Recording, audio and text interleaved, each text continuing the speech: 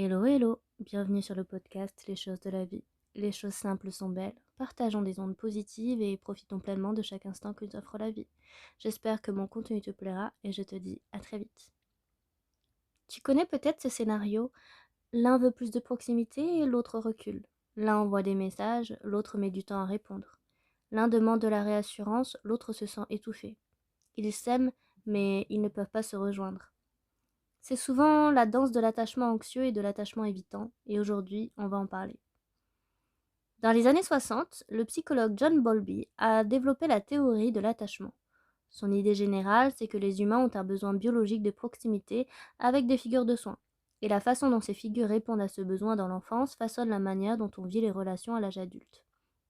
Plus tard, des chercheurs ont étendu ce travail aux relations adultes et ont identifié plusieurs styles d'attachement. Le sécure, qui fait confiance aux relations, qui peut être proche sans anxiété ni fuite. L'anxieux, qui a profondément peur de l'abandon et cherche constamment à être rassuré. Et l'évitant, qui associe la proximité à une perte de liberté et de mise à distance pour se protéger. Il y a aussi un quatrième style, désorganisé, souvent lié à des traumatismes, mais on se concentre aujourd'hui sur l'anxieux évitant. L'anxieux, lui, a grandi dans un environnement où l'amour était imprévisible. Les figures d'attachement étaient présentes parfois, absentes ou froides d'autres fois. L'enfant a appris « je dois rester vigilant, surveiller les signaux, faire tout pour maintenir la connexion ». Adulte, l'anxieux est hypervigilant aux signaux de rejet. Un silence dans une conversation devient une épreuve d'indifférence. Un message sans réponse depuis 2 heures déclenche de l'angoisse. Il a un besoin fort d'être rassuré qui peut sembler excessif aux autres. En relation, il va souvent vers l'autre avec une intensité forte. Rapidement. Il peut être perçu comme trop, et paradoxalement, plus il sent l'autre reculer, plus il avance, et c'est la boucle anxieuse. L'évitant a souvent grandi dans un environnement où exprimer ses besoins émotionnels n'était pas accueilli, où on lui a peut-être dit, verbalement ou non, que les émotions étaient un fardeau, que la dépendance était faiblesse et qu'il fallait gérer seul. L'évitant, il a développé une stratégie de se suffire à soi-même, ne pas avoir besoin des autres pour aller bien. Ça lui a permis de survivre émotionnellement, mais ça a aussi construit un mur. Adulte, il apprécie la proximité, mais à dose limitée. Au-delà d'un certain niveau d'intimité, il se sent envahi, perd le sens de lui-même et met de la distance, souvent sans vraiment savoir pourquoi. Il est perçu comme froid ou fermé, alors qu'intérieurement, il ressent aussi des choses. Il a juste appris à les couper.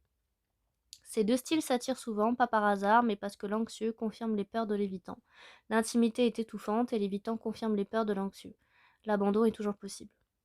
La boucle, l'anxieux perçoit l'évitant comme distant, il se rapproche. L'évitant se sent envahi, il recule. L'anxieux panique et s'accroche encore plus. L'évitant s'éloigne encore. Personne ne va mieux, tout le monde souffre. La sortie n'est pas de trouver quelqu'un compatible, c'est de prendre ses propres schémas et de travailler dessus. Pour l'anxieux, apprendre à tolérer l'incertitude sans déclencher immédiatement la sirène d'alarme, c'est développer des ressources internes pour ne pas dépendre uniquement de la présence de l'autre pour aller bien. Pour l'évitant, c'est apprendre à reconnaître ses propres besoins émotionnels, qu'il a souvent désappris à sentir, risquer progressivement la vulnérabilité, comprendre que la proximité, ça n'est pas la fusion. Le style d'attachement n'est pas un destin, il s'est construit, et il peut se transformer avec du travail, du temps, parfois un accompagnement.